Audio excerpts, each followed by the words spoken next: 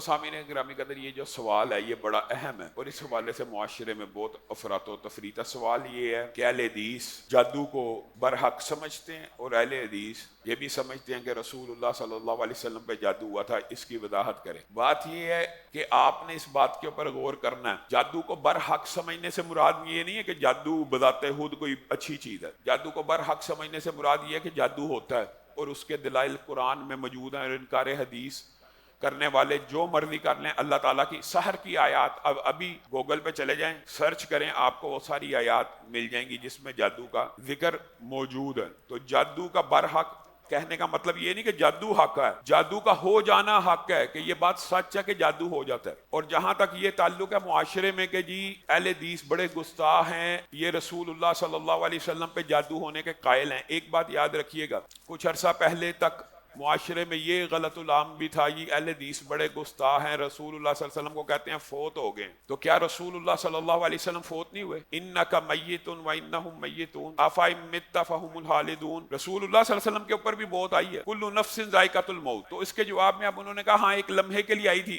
آپ کی بات بھی مان لیجئے آئی ہے، موت کا ذائقہ چکھنا ہر ذی روح نے۔ تو اسی طرح جادو ایک بیماری ہے اور اس کا استثناء قرآن و سنت میں کہیں نہیں ہے کہ فلاں کو نہیں ہو سکتی، فلاں کو نہیں ہو سکتی۔ یہ بیماری کسی کو بھی ہو سکتی ہے، ہاں اس کے اثرات کا فرق ہوتا ہے۔ یا تو اہل حدیث کا موقف یہ ہو کہ رسول اللہ صلی اللہ علیہ وسلم پہ جادو ہوا تھا اور رسول اللہ صلی اللہ علیہ وسلم پہ اس جادو کی وجہ سے معاذ اللہ رسول اللہ نے آیت غلط پڑھ لی تھی، معاذ اللہ نمازیں بھول جاتے تھے، نمازیں چھوڑ دیتے تھے، یہ ہو جاتا تھا وہ ہو جاتا، پھر تو آپ الزام دیں رسول اللہ صلی اللہ علیہ وسلم پہ جادو ہوا۔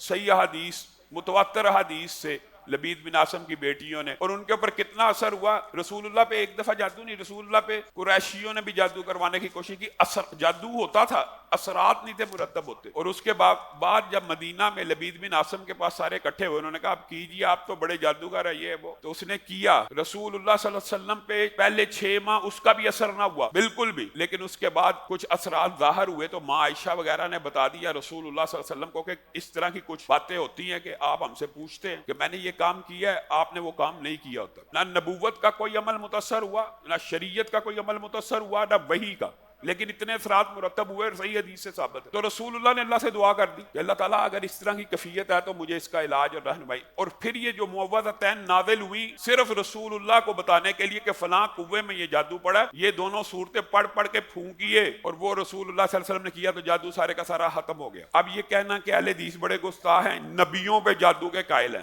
تو سن لیجئے قرآن پاک میں سحروا اعین الناس کی جو آیت ہے کہ موسیٰ کے ارد گرد سارے لوگوں پہ جادو ہو گیا، انہوں نے رسیاں پھینکی تو لوگوں کو لگا یہ سانپ ہے، فاوجس فی نفسہ خیفۃ موسیٰ۔ اب بتائیں اللہ کہہ رہا ہے کہ میں کہہ رہا ہوں، مولوی کہہ رہا ہے، حضرت موسیٰ بھی گھبرا گئے، ان رسیوں کو سانپ دیکھ کے حضرت موسیٰ بھی گھبرا گئے، اپنے دل میں اس کا خوف محسوس کیا۔ اس سے بڑی کیا دلیل ہو سکتی ہے؟ قلنا لا تخف انک انت الاعلی، اے موسیٰ آپ ڈریے مت، آپ ہی غالب ہو جانے والے ہیں۔ وہ پھر اگلی سارے واقعے کا آپ کو پتہ ہے، وہ تو لوگوں کے تخیل میں تھا یہ سانپ ہے، عصا پھینکا وہ رسیوں کو اصل میں نگل گیا، جادوگر بھی مسلمان ہو گئے۔ پورا قرآن پاک میں واقعہ جادو کا، تو جادو کو نہ ہونے کا کہاں سے؟ اسلام میں کوئی کنسپٹ نہیں، پورا واقعہ جادو کا موجود ہے، سلمان کا واقعہ موجود ہے، میاں بیوی کی جدائی کا واقعہ جادو کے ساتھ موجود ہے، قرآن میں موجود ہے۔ یہ انکار حدیث والوں کی الگ عقل ہے، جادو ایگزسٹ نہیں کرتا قرآن پاک میں، وہ پورے کا پورا جادوگروں کا واقعہ موجود ہے، اور اللہ کو سجدے میں پڑ گئے کہ ہم نے تو پھینکی تھی لوگوں کی آنکھوں پہ صرف جادو کرنے کے لیے، ہے تو رسیاں تھی، لوگ سانپ سمجھ رہے تھے، یہ عصا تو اصل میں نگل گیا۔ اللہ پہ ایمان لے آئے کہ یہ جادو نہیں ہے، وہ تو جادو تھا، یہ تو اصل معجزہ ہے۔ تو قرآن پاک سے موسیٰ کے اوپر ثابت ہے۔ علامہ ہشام الہی ظہیر آفیشیل چینل کو سبسکرائب کر لیں۔